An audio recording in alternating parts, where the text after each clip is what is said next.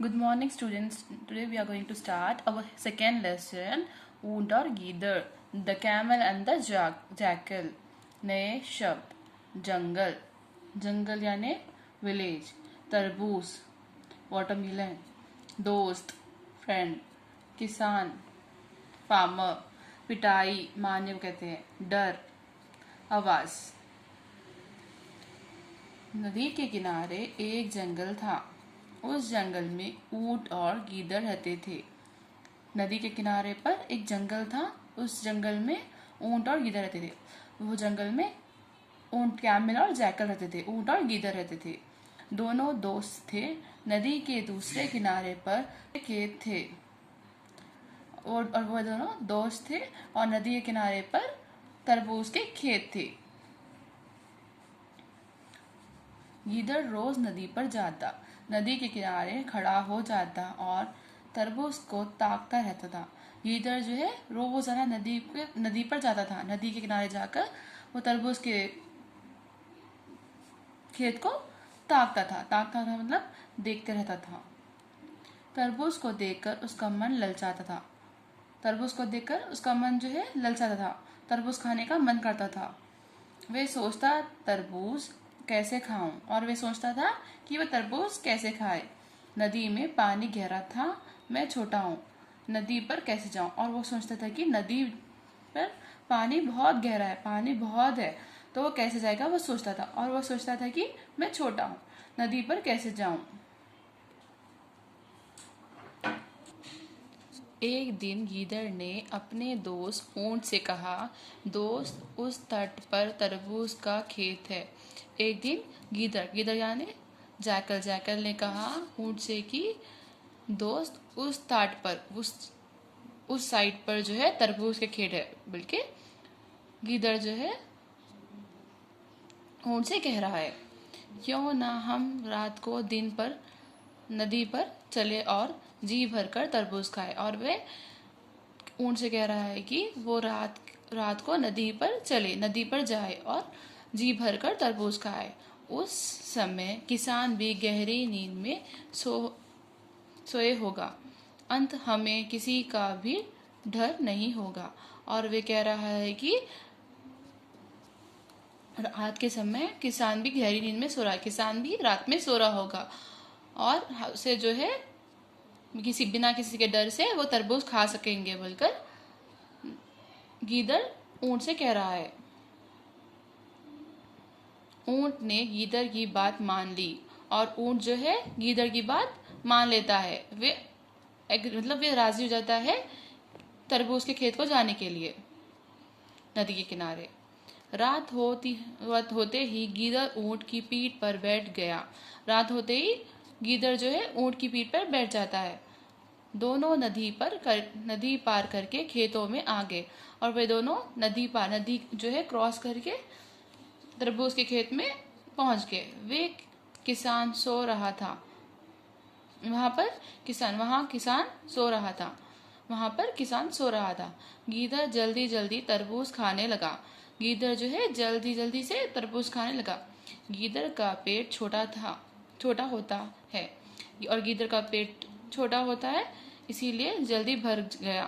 गीदड़ का पेट छोटा होने के कारण गीदड़ का पेट तरबूज खाने से जल्दी भर गया, इसीलिए जल्दी भर गया।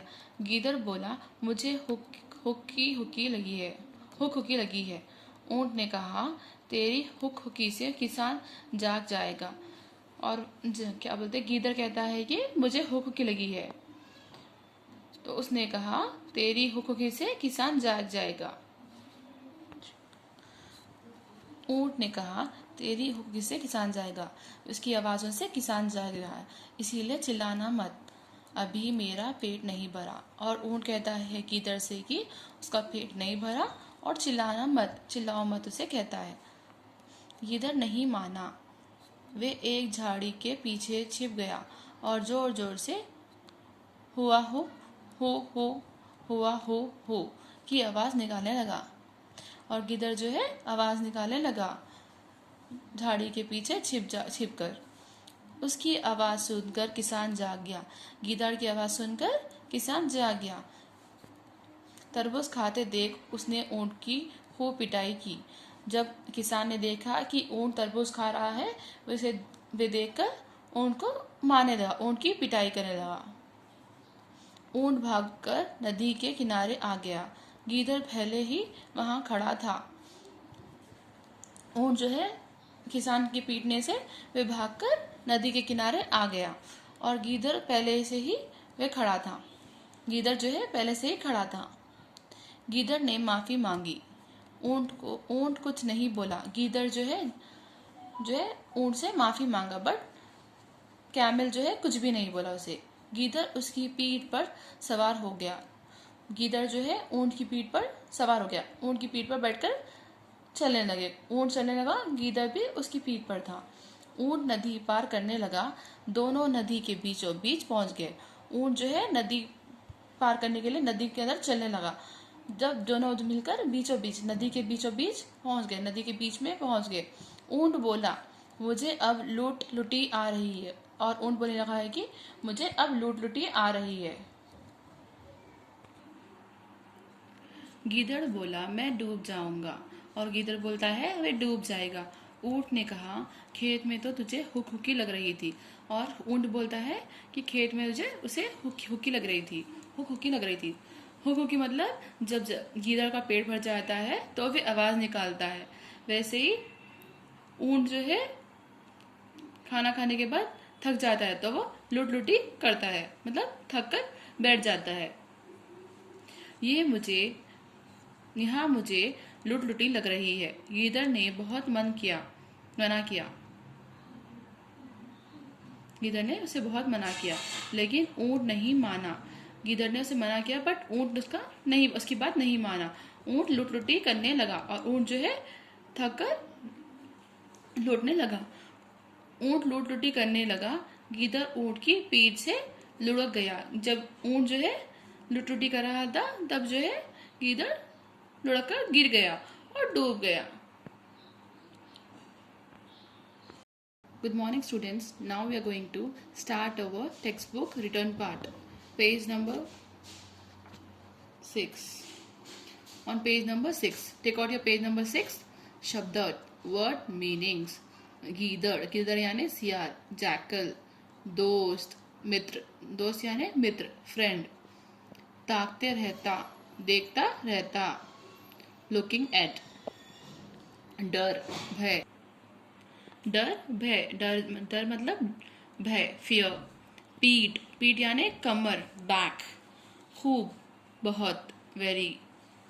माफी, क्षमा। माफी माने अपन जब माफी मांगते हैं, क्षमा, अपॉलॉजी।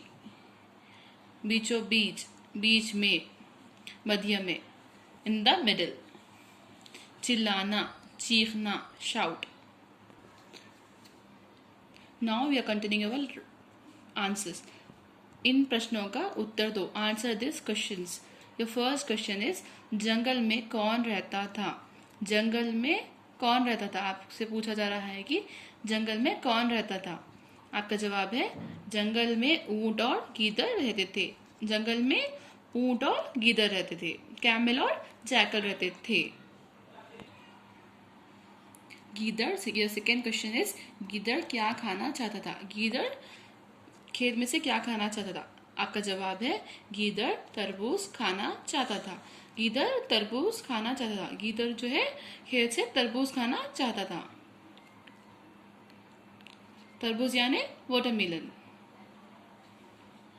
गीदड़, ये थर्ड क्वेश्चन इज, गीदड़ ने नदी पार कैसे किया? आपका थर्ड क्वेश्चन है, गीदड़ यानी जैकल जो है नदी पार कैसे किया? आपका जवाब है, गीदड़ ने ऊंट की पीठ पर बैठकर नदी पार की। गीदड़ जो है ऊंट की पीठ पर बैठकर नदी पार करता है। Fourth question, your fourth question is, ऊंट को किसने पीटा? जब लोग जंगल में जा रहे थे तब ऊंट की पिटाई किसने की? आपका क्वेश्चन है। तो आपका जवाब है, ऊंट की पिटाई किसान ने की। ऊंट को किसान ने पीटा। ऊंट को किसान ने पीटा। ऊंट को किसने मारा? ऊंट को किसान ने मारा। पीटा यानी मारना। ऊंट को किसान ने पीटा। योर फिफ्थ क्वेश्चन इज, ऊंट पानी में लौटने से क्या हुआ? ऊंट पानी में लौटने से क्या हुआ? जब ऊंट जो है पानी में लौटने से क्या हुआ आपसे पूछा जा रहा है। आपका जवाब है ऊंट पानी में लूटने से गीदड़ पानी में बह गया। जब ऊंट जो है पानी में लौटने लगा तो गीदड़ जो है पानी में डूब गया ना, लुढ़क गया। तो अपन लिख रहे हैं ऊंट पानी में लूटने से गीदड़ पानी में बह गया।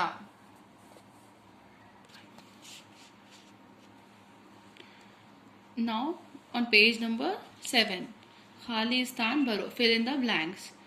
योर फर्स्ट वन, नदी के किनारे एक डैश था। नदी के किनारे क्या था? नदी के किनारे एक जंगल था।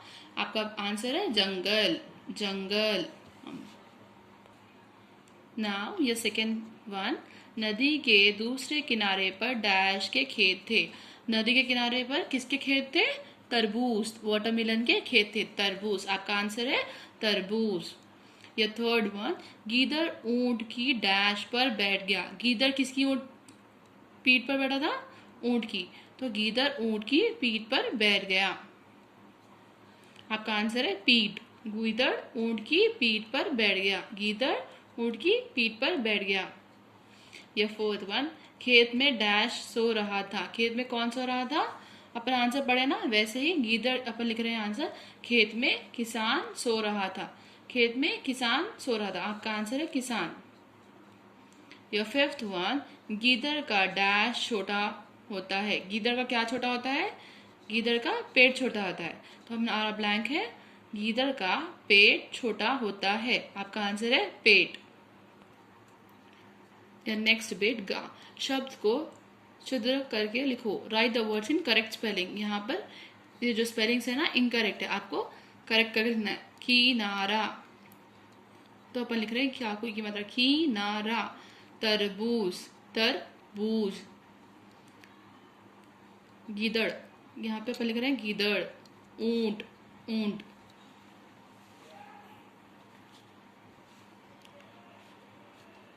यहाँ पर आपको नीदड़। नदी, यहाँ पर हम लिख रहे हैं नदी। किसान, तो अपन लिख रहे हैं किसान। पिटाई, पिटाई। पीठ, पीठ। यहाँ पे हर जगह पर ई की मात्रा चेंज है, तो हम नेक्स्ट लाइन में हमारे ई की मात्रा करेक्ट कर लिख रहे हैं। फोर्थ बिट, गा बिट। समान तो काबिले शब्द लिखिए। Right the rhyming words. आपको यहाँ पे राइमिंग वर्ड्स लिखना है। ऊंट, टूट। खेत, रेत। डर, वर। पिटाई, खटाई। जंगल, मंगल। नदी, सदी। छोटा, खोटा। जोर, चोर। विलंब शब्द, अपोजिट वर्ड्स। विलंब शब्द अपोजिट वर्ड्स कहते हैं। दोस्त, दोस्त का अपोजिट दुश्मन। Friend, enemy. रात, दिन। रात यानी नाइट, नाइट का अपोजिट डे। डूबना, तैरना, पानी में डूबना, तैरना। गहरा, उतला। जागना, सोना। जागना का अपोजिट होता है सोना। माफी, सजा। माफी देना, सजा। माफी, सजा। व्याकरण ज्ञान, व्याकरण ज्ञान यानी ग्रामर। भावों या विचारों को प्रकट करने वाले शब्द को शतक समूह को वाक्य सेंटेंस कहते हैं। जैसे ऊंट चलता है, गीदड़ ने तरबूज खाया। यहाँ पे आपको ये दो सेंटेंस दिए हुए हैं। सेंटेंस में जो है वाक्यों में दो अंग होते हैं, सेंटेंस में दो पार्ट्स होते हैं, दैट आर उद्देश्य, सब्जेक्ट, विधेय, प्रेडिकेट। इंग्लिश में होता है सेंटेंस में सब्जेक्ट, प्रेडिकेट, वैसे ही हिंदी में भी सब्जेक्ट और प्रेडिकेट होता है। सब्जेक्ट किसे कहते हैं? जिसके बारे में कुछ कहा जाता हो उसे सब्जेक्ट कहते हैं, उद्देश्य। विधेय किसे कहते हैं? किसी के उद्देश्य के बारे में जो कुछ कहा जाता है उसे कहते हैं।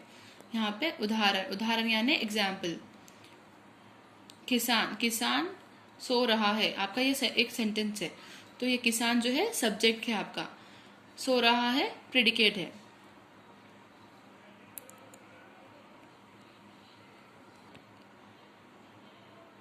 उद्देश्य, नेक्स्ट वन, सेकेंड वन, ऊंट। ऊंट ने गीदड़ को नदी में डुबा दिया।